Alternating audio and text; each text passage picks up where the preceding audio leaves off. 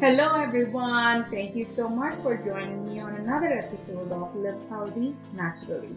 I am your podcast host, Dr. Sowmya, and I am here with our beautiful, wonderful guest, Mandana. It's another story of healing and even a shift in paradigm, because she is not someone who, like me, was raised in a holistic household or someone who actually even knew a lot of things about holistic health or anything about holistic, like what did it even mean, those words. Yet, she is someone who had made this amazing, beautiful shift in her own life, and in her own words, she'll share with you why, how, and what that means to her. And I'm so excited to invite her. I met her a few years ago when she had just given birth to her baby, and she had what we call as a PUPPP rash. It's usually a rash that comes on during pregnancy, or rather more like hives that comes on during pregnancy. And, most of the time the treatment for that is antihistamines, and that's about it. There's really nothing else that's done for it. But she unfortunately continued having it even after postpartum, and she thought it was going to go away, but it didn't go away, and she continued having it. And so that's how I met her.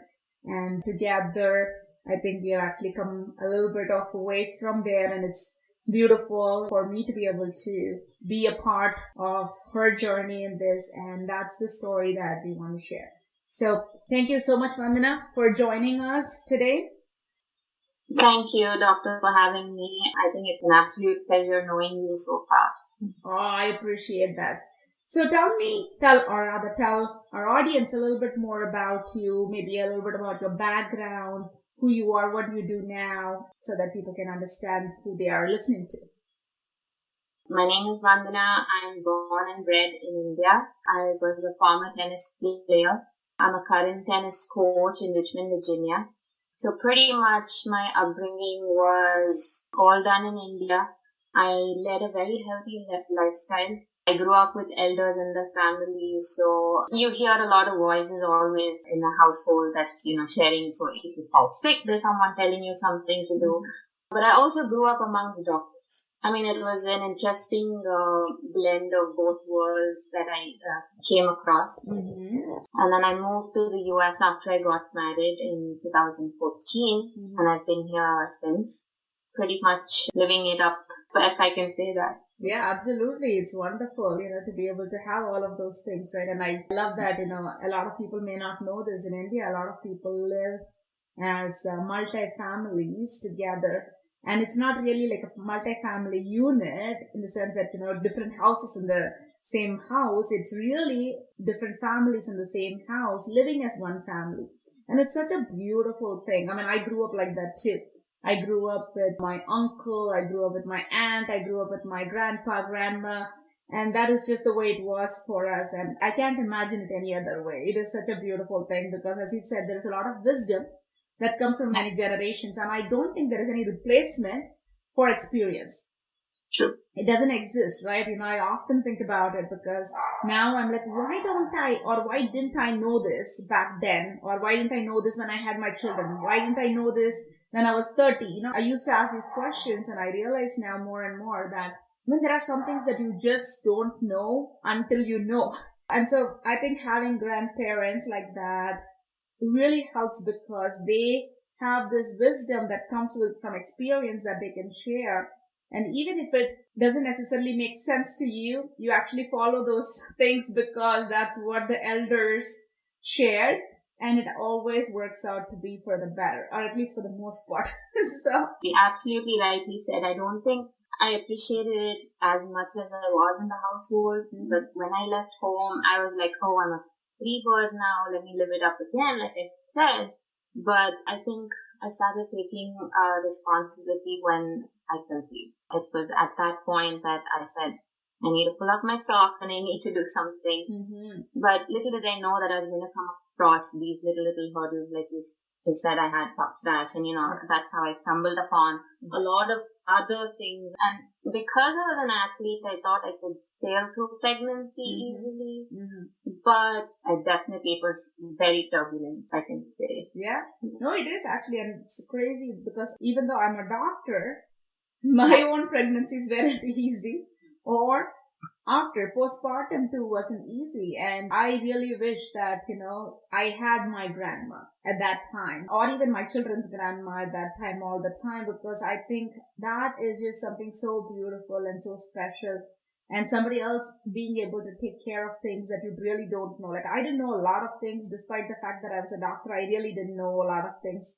Once I had my child, I didn't know that it was actually okay to have this or it was not okay to have this. And there was lots of questions. And obviously that's the reason why I do what I do now. I share, I teach, because I don't want anybody else struggling through all of those things. If I didn't know, despite going to medical school, I can only imagine what it would be like for most people. So yeah, it is definitely hard raising children in another country without any of that support system. Well, the great news is that you're doing wonderfully, right? So that's the most amazing part of it.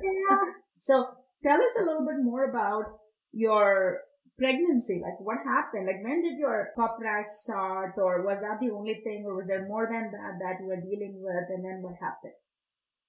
So I conceived in 2019 and I was due first week of November. Mm-hmm. So I was going through the spring season in Richmond, which was really bad. Mm-hmm. And then summer was again peaking. And since I was a coach, I was out on the courts all the time. I've had my share of prickly heat and all of that growing up in South India. Madras, Chennai as they call it now. Mm-hmm. But, the things that I came across in my second trimester was new to me. I was like, why am I not healing quickly? Obviously Google was my best friend at that point. So in my second trimester, I started having hives and rashes. I didn't even know there was a word called hives at that point. Mm-hmm. It was just rashes. And like I said, I thought I had the heat from the summer. Right. So I went in to get it checked out, rather get it confirmed, saying by then I had already in my head known it was pup rash. So my doctor obviously was not there, and I ended up seeing someone else in the practice. And she said, this is pup rash, and I think the only way to overcome this is to deliver the baby. And I was like, okay, you must be joking, because I have another whole trimester to go. So then she said, no, they're very serious. Like, if you can't control it, this is the only way to go about it. So I zipped it up. I said, okay, fine, this is not being helpful. So I came back, but then I'd also seen home remedies. Being pregnant, no one's really treating you. Right? So I did the cold compress.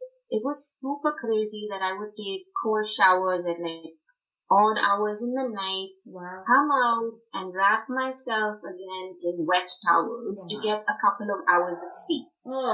And it was really bad. It was painful, and I've gone through strenuous mental training, but this was like, what kind of training do you really need to go through this? And my husband used to be like, he used to literally hold my hand in the night, because to him, I seemed like a drug addict scratching herself all the time. Right.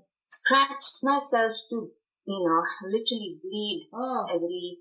I still have some marks from it. And you didn't take any antihistamines at that time? So I was fortunate enough to have an aunt who's an OB/GYN practicing in Ohio. I cross-checked with her. Mm-hmm. And again, she gave me some topical Benadryl. She said, do this. And obviously, that was not something that, gave me any relief. I tried it for a couple of days. Didn't give me. I think I even used this bar soap. Mm-hmm. I don't even know.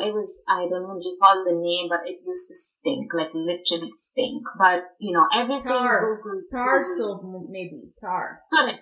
Yeah, you want to feel nice after a shower, but I was ready to do anything to, get rid of this thing. But anyway, cut to delivering the baby, like the doctor said.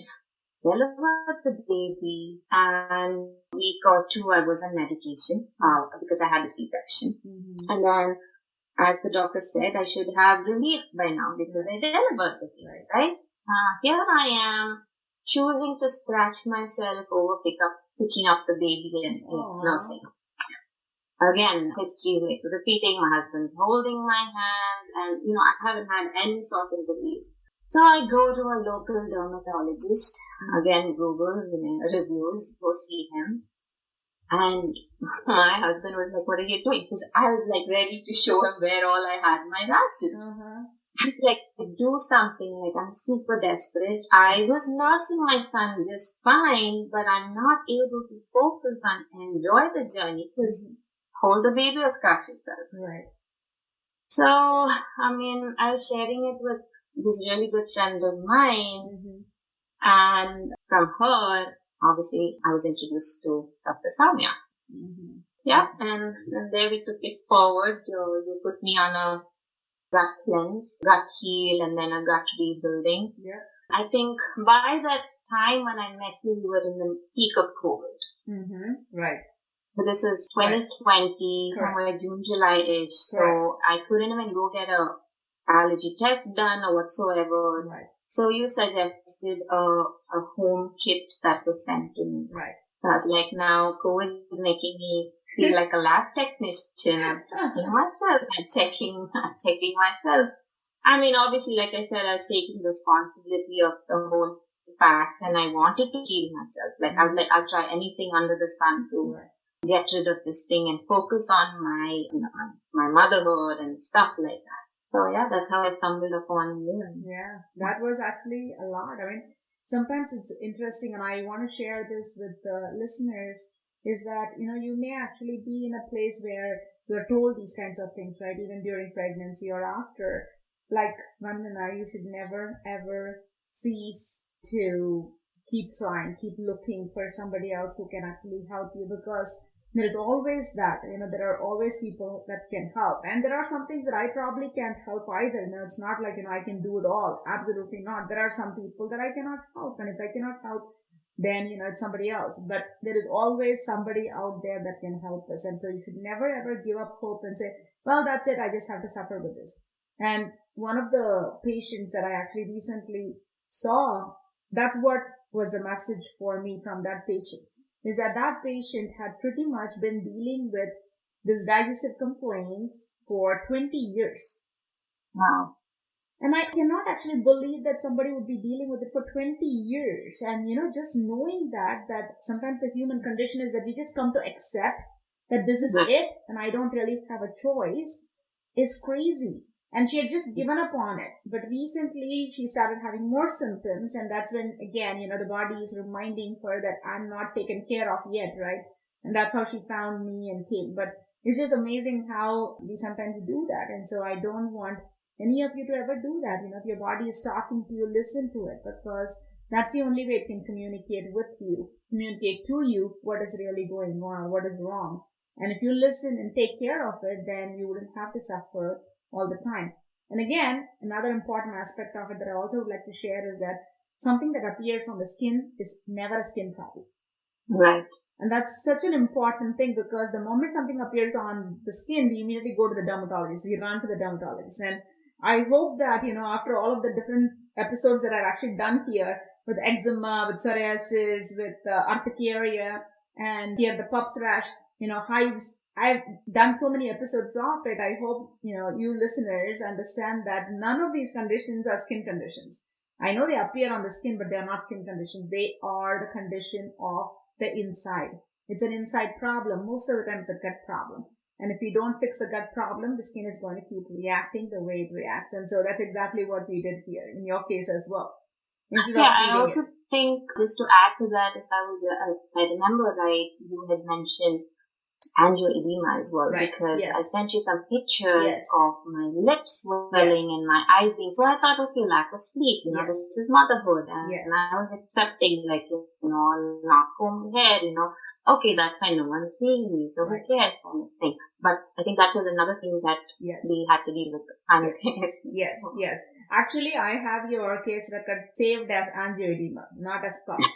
Because that's actually what it was. Even though they diagnosed you with PUPPP, because it happened during the pregnancy, 99.9% positive that what you had was angioedema. So, I mean, it actually had nothing to do with the skin. So no amount of skin lotion or skin cream or, Benadryl on the skin is going to help that, because it's not really a problem of the skin itself, And that's such an important thing that I really, really want people to understand. So then what happened after all of that? So the great thing about that is that you were so compliant. No matter what I did all kinds of crazy, things that I ask you to drink and ask you to do, and you always do all those things and find relief.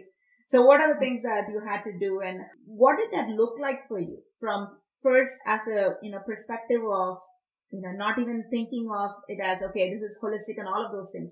Did it look very scary to you to begin with, or was that something that just because of your desperation, you were willing to do anything and drink anything that I asked you to drink? Yeah. So, I mean, I was desperate. It was an understatement. But coming from a world of Ayurveda, and a household of old wives' tales, I vividly remember how my grandma used to say, oh, she's vomiting, drink hot water, and then start off with something else. Everything was found in the kitchen, or we have these stores which sell barks and, from different trees and stuff like that. The little mom and pop shops where, that would always be in our kitchen as well. So if any ailment, we would resort to that. It was not really new to me. Of course, the holistic treatment was, gut healing. I've heard of people who go berserk on cheese and stuff like the American food. I'm never that. I've always chosen to eat healthy. I come from an athletic background, so, food and nutrition was a big part of my life. Yeah. So it was not scary. I trusted you. I had a lot of faith in you and in what you had to say, because there was always a reason to the whole run. So you explained it beautifully every single time, but although you were ready to explain, I was like, can I just start on the treatment and get ready? That's how it was. I don't know. At that point, I felt like I was just ready to heal kind of thing. Right. How long did it take for the hives to start going away? Could be wrong, but I think at the time building our gut, I think we had already, I was ready to test myself with dairy and the things that I was asked to stay off. Right. So, when you told me to cut off a couple of things, I was instantly, I did it. Yeah. And I would never even smell it. I would never bring it inside my kitchen. I was that focused on the journey. But at the end of this gut healing process, I was ready to test myself. Because no other way. Because in that allergy test or kit that, the results were, it was crazy. I was reacting to all the pulses. So basically the little cooking that I knew and came with to this country was totally, I was I'm going to forget what little I know, because I ended up researching how to eat Mexican food, because that's not part of my life. Right. I just had to stir fry some vegetables, some tofu, and, things like that, and chuck down. I'm a big rice eater. To eat tortillas was terrible. I was nursing. I obviously had to get something down my throat, because they say you have to get that many calories. Right. All that jazz was happening on one side. So, yeah, I think by the end of that gut heal, we were almost, I was ready to challenge. Yeah, and the thing is that, you were able to challenge it, and your body, started accepting it and not really react to those foods, even though your body was reacting to it. So in short, the reason for the angioedema or the pup rash, whatever we want to call it here, is that it was actually a reaction of the immune system to the food that you were eating, and your immune system being hypervigilant and just reacting to those things. It was not really a skin problem. So, and then once we took it out and then healed your gut, you actually add it back, your body doesn't react anymore, because your immune system doesn't actually feel that that's foreign body or that shouldn't be there anymore. Correct. Yeah. So I think that's how, sorry to interrupt, but I also stumbled on lacto-vegan. I think that was a new term that you had taught me. Right. Because coming from, Brahmin family, curd is a big part of our life. I used to travel a lot for tournaments, and I remember asking my dad, giving me permission to eat meat, because if I travel to East Asia, anything is considered. So he said, no, there are big tennis players in this world who've eaten curd rice and played the major tournaments and stuff like that. So I remember how I asked you how to deal with people who don't understand that dairy isn't really required. Right. By not the only body. not required, many times it's detrimental. Right. So lacto-vegan was another concept you taught me. So. Right. Yeah. So, but in all of this, okay, the whole process of not only just getting rid of your angioedema. What is this journey like? Like, is this something that you actually take on now for your family, for your kid, as, okay, this is something that I can actually do pretty much everything with natural things, and I don't need to resort to antibiotics, I don't need to resort to, prednisone or these kinds, or painkillers, Tylenol, and so on and so forth? Or is that something that, you have to use on a regular basis in order for you to be, keeping yourself as well as your family healthy, or to get healthy from an illness? Good question. So I can only control what's within my vicinity. So my baby is within my vicinity currently. So I think after I met you, I can proudly say that I resort to you. I'm willing to wait it out. I don't panic as much because again, I took up the course that you offered. Yeah. I mean, a very bad student I was, but I don't think so. Because if you are able to wait and you don't panic, I think you're a great student. Well, I think a homeopathy subject interested me to see how I can help my son, by the time, at least for first aid sake. So he's on homeopathy for every single thing, and, obviously you've been guiding me through and through ever since we've met and stuff like that. When I had the opportunity to speak to my parents about this whole, obviously I can't stop talking about how much it has brought me. I don't share much of what I went through, but to say that it definitely is a better resort to allopathy. Mm-hmm. So my mom being a cancer survivor and my father being a diabetic, growing up with my grandmother with rheumatoid arthritis, these are some major illnesses that I've seen and witnessed my mom go through chemo and stuff like that. Now, I wish I'd known better through her treatment, but it's never too late to put her on, I keep guiding her, I keep telling her. So now she calls me and she's like, okay, what do I do? I have this, what do I do? Awesome. Yeah, it's amazing, but also some people dwell in what others say too, society plays a big role in all of this. I think it's each individual's, how do I say it, lack of words, but I think when they take responsibility and come halfway through, the rest of it, all that I share is only information, it's a step they also need to take forward. But I put my dad on a natural diet in India, and his numbers are pretty good for now. He's on insulin shots, and my goal is to get him off that.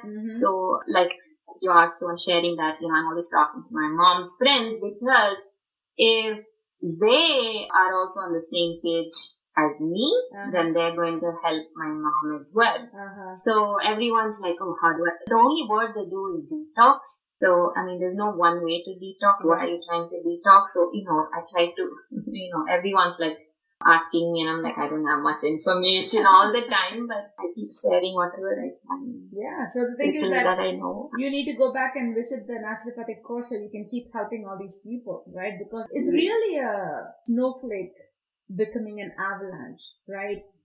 Each one of us have that potential to be able to create that, but in a good way. Not to destroy things, but to actually make things, to grow things. We all have that, or in a better way to say it, one drop becomes the ocean, right? Every drop counts to become the ocean. So I think each and every single one of us is a drop that eventually becomes the ocean that's so vast and beautiful and, holds within it so many lives and pretty much holds the life force of this world, of this universe, or rather of this earth.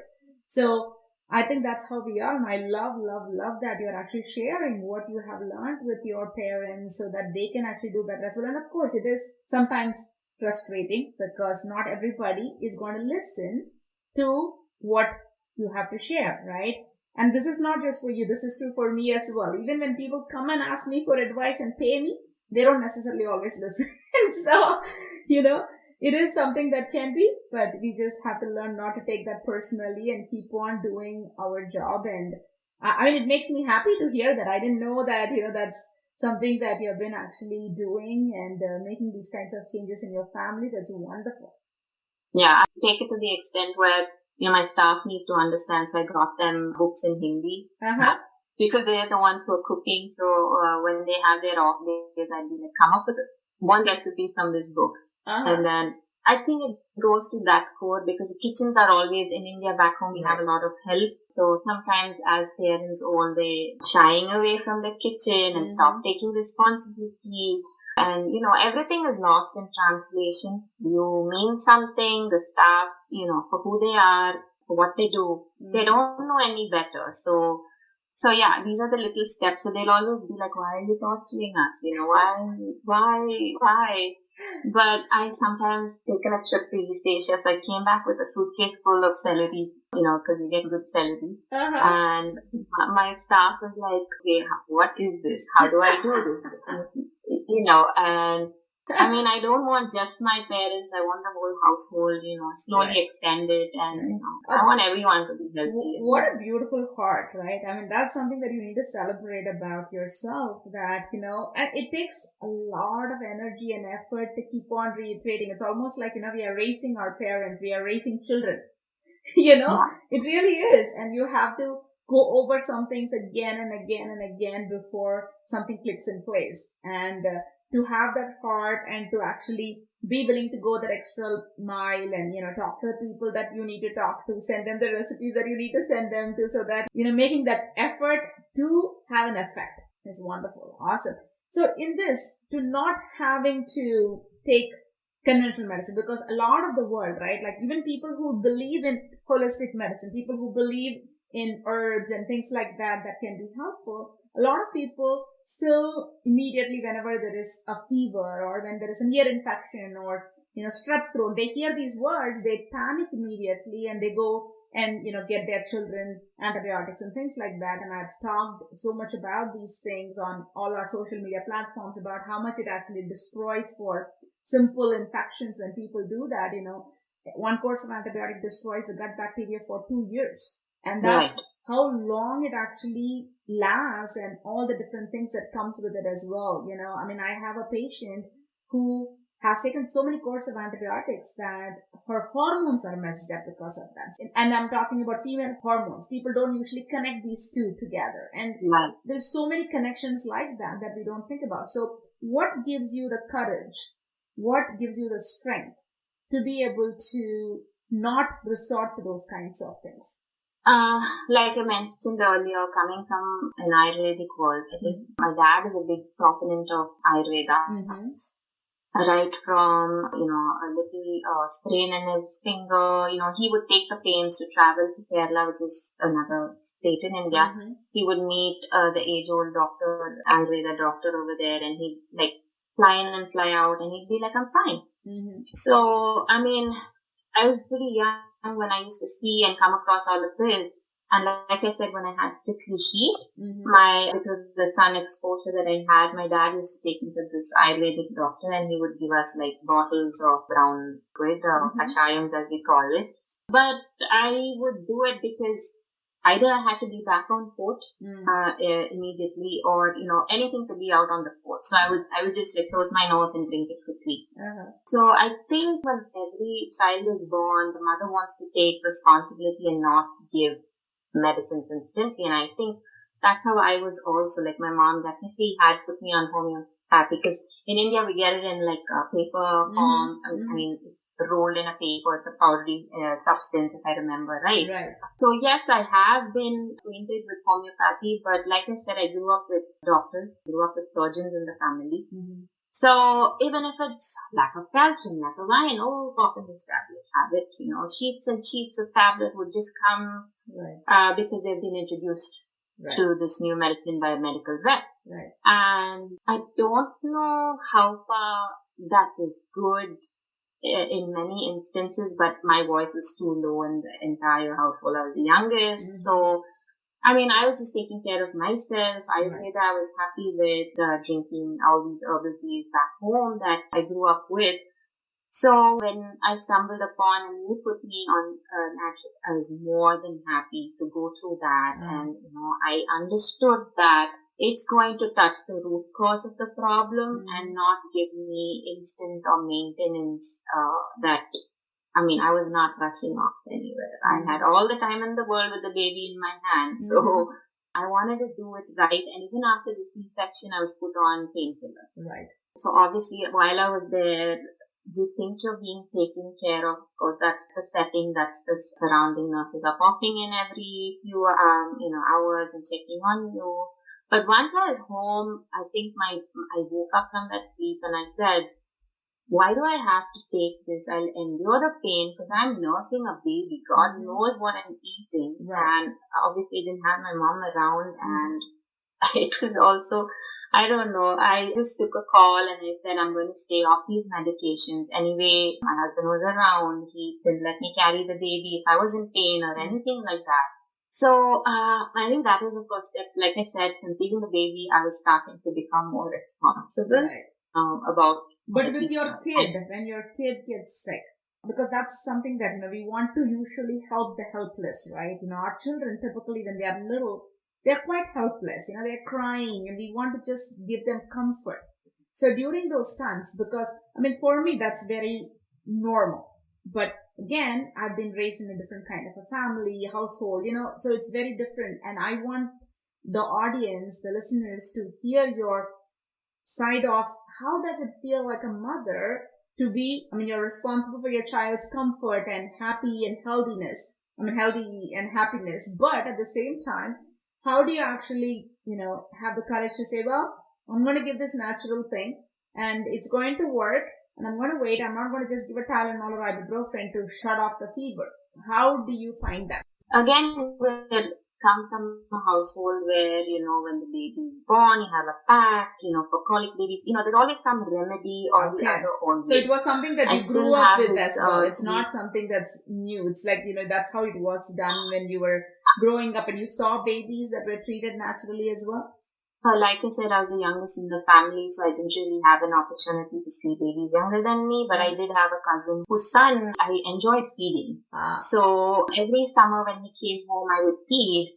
And my aunt, who was his grandmother, also grew up in a household, obviously with my grandmother, who was, always resorting to and stuff like that. So there was this little bracelet that was sent to me as well when my son was born. We call it Vasangur, and I think I got down the called Wealth Flag, if I'm right. Yes. So it's made into a little bracelet that the babies wear around.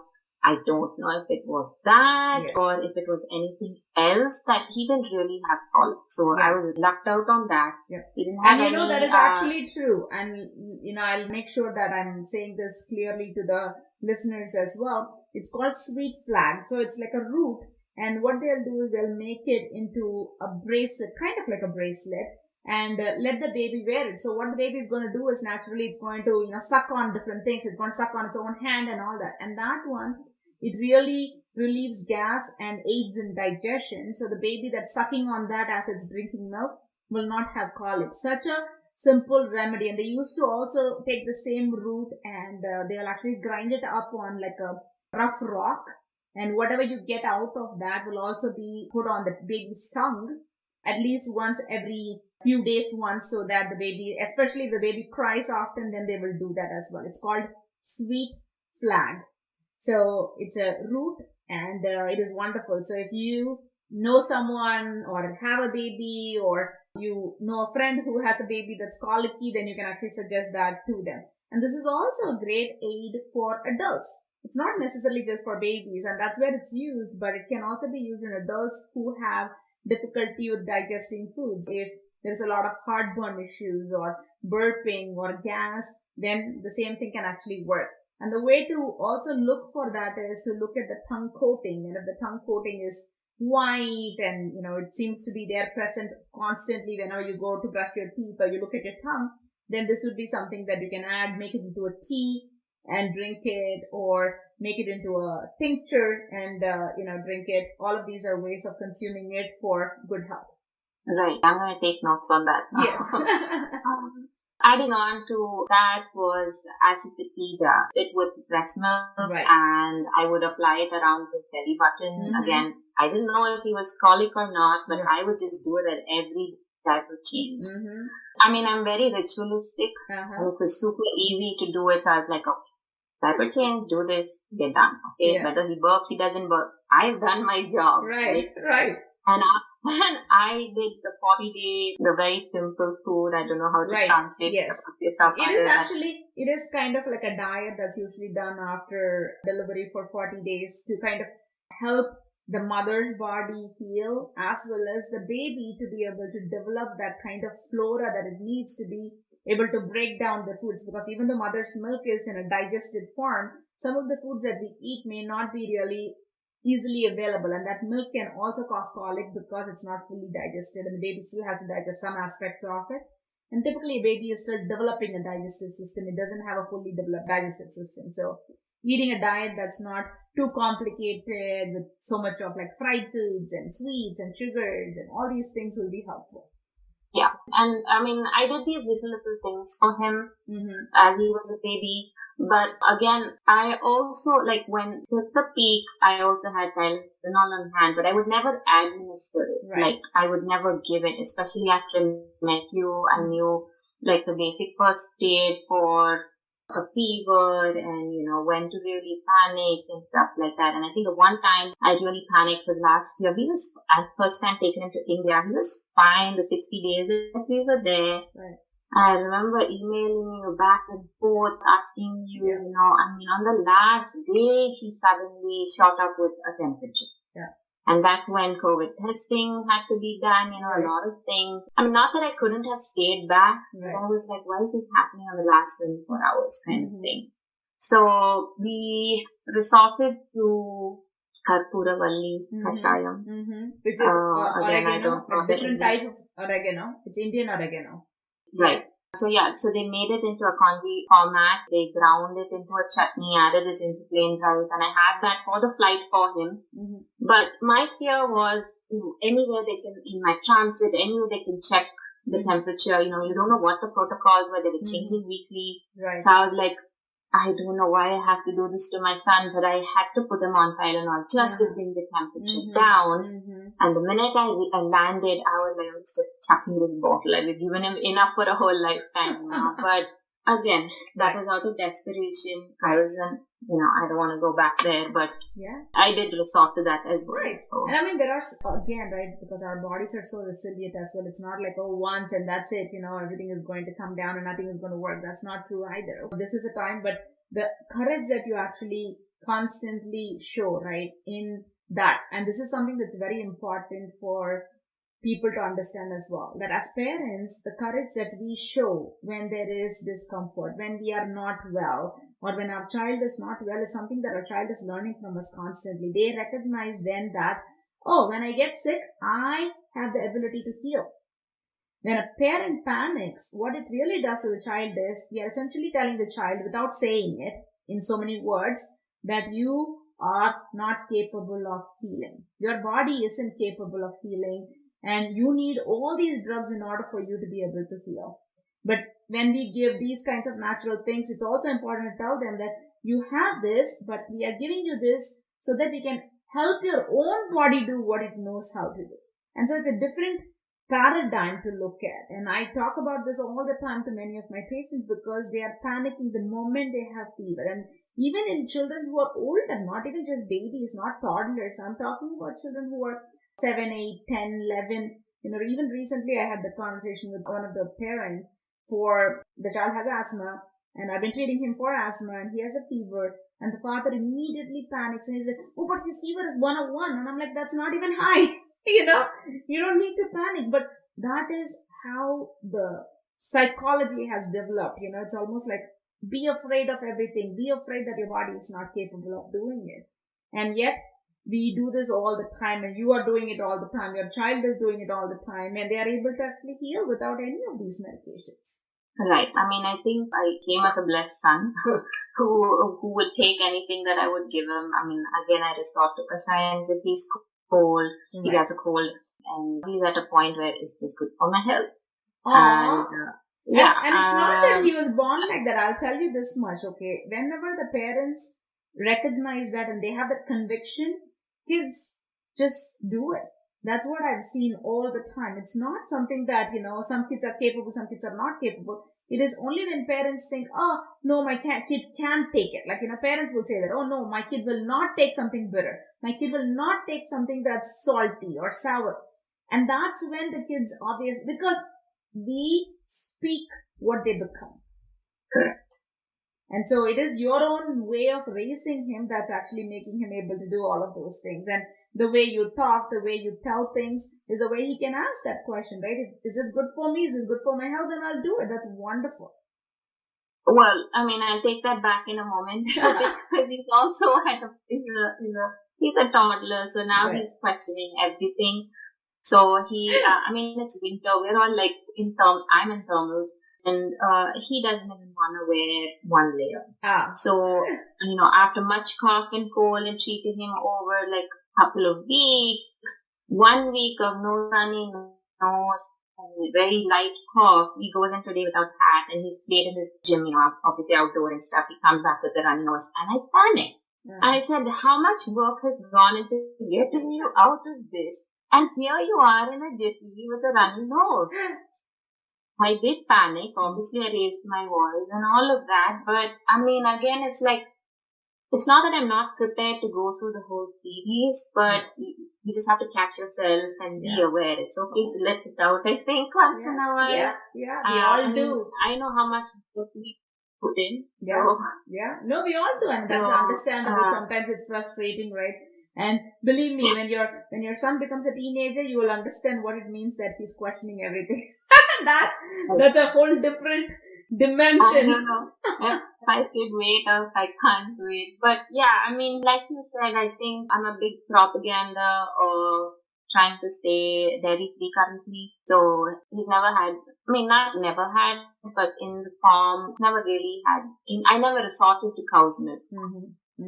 I mean, I would make it into yogurt, homemade yogurts only because, it also has its goodness, I feel, like in some form. And obviously he's like very, very low on weight. And, the panic side of me is like, I don't want him to be stunted in height and all of those little things. But, I mean, when he has a cold and cough, I do stay off as long as I can completely. So, I mean, I want him to adjust to everything. He's growing, he's seeing other kids. So when I offer him cookies, he's like, no, Amma, no, I really don't want it. Wow. It is too sweet for me. Okay. So I don't want to totally cut him off everything. Right. I want to offer the right kind of things. If it's cookies, and want to make sure I'm reading the labels again with your education. Right. The little that you shared, and I want to be aware of, what I give him. That's wonderful. That's awesome. So what would you like to share for someone who's starting out on this kind of because you do have that kind of a background, at least to some extent, it helps, right, as you had shared. So for someone who doesn't actually have any such thing, is there something that you would like to share with them that they can take and make this as a possibility? I mean, if you have resorted to natural ways of living and natural ways of treating, especially after COVID, it is possible to be sustainable, I think. Now we're all resorting back to, okay, let's go berserk, Thanksgiving, let's go shopping, let's do this, let's do that. I think we should constantly stay focused on living this life. I mean, I have people tell me, why do we have to control our food habits? You live this life only once. I'm like, you want to be busy, free at the end of, to the fag end of your life as well. So I'm sure what you do, you will definitely face the repercussions. So I think the first and foremost fact is to be aware of, alternative ways of healing yourself. Do a lot of research, do a lot of reading. People say don't read. I mean, don't read a lot on Google. I'm like, that's the first easiest way. You don't have time these days to pick a book and read, but if you do, great. Look up, whatever books that you can. If you've chosen to heal yourself naturally, I think the next step is to be disciplined about it. I'm sure you're going to be in a household with somebody who's not on par with you, who's always jarring with your thoughts. But I think with persistence, I've been through that. My husband comes from a big meat-eating family. So today he's a big coffee drinker, and today he's off coffee in a couple of weeks. I don't want to jinx it, but yeah, I mean, I think your persistence should show to people around you. That way they start first looking into what you're doing, and then maybe, okay, let me try this kind of thing. Right. Inspire others by your own actions. Yeah, and also if you're a mother and want the best for your children, I think showing them the way is the best way. I mean, you can sit down and talk as much, but they're at an age where they don't understand. Like I remember when I grew up with my grandparents, I don't think I remember conversations, but I remember what she did. I remember how much effort went into cooking. So all the pains that I take, I mean, I keep repeating myself. It's very easy to buy frozen vegetables. Right. It's very easy to buy packeted stuff. Right. But your child is always going to remember the effort you took, or maybe joined hands and did something, even if it's a cookie, even if it's, join hands and do something together so that he has fond memories, or she has fond memories of doing it and doing it the right. Yeah, no, I agree 100%. That's a great thing to say. Yes, there are all of these things are important, and have all these little things. And even it doesn't have to be perfect. Even if you can actually only do 20%, 30%, but slowly working your way up will be extremely helpful as well. So I thank you so much for sharing how this has been, and also sharing with our listeners on what are the things that they can do to stay on track, to help themselves to heal, and your courage to actually take this as the way to live, because that really, I think, requires a lot of courage. Okay, to be what everybody is doing is very easy to do. To be different, and not only to be different, to be able to inspire other people and to motivate other people to affect change requires a lot of courage. And that's the reason why I think you are also effective with your family. And it doesn't have to be 100% effectiveness. Any effect that you add on them is because of the courage that you hold and the way you live the life. They get inspired, right? So that's such a beautiful thing. And thank you so much, Mandana, for coming on and sharing your story. I appreciate that so much. Thank you, doctor, for having me. It's been absolutely, it was just a lovely chat. Yes, I know, right? I love that, that it's just more conversational. So thank you again, everyone, for listening to us. And that's a wrap for this episode.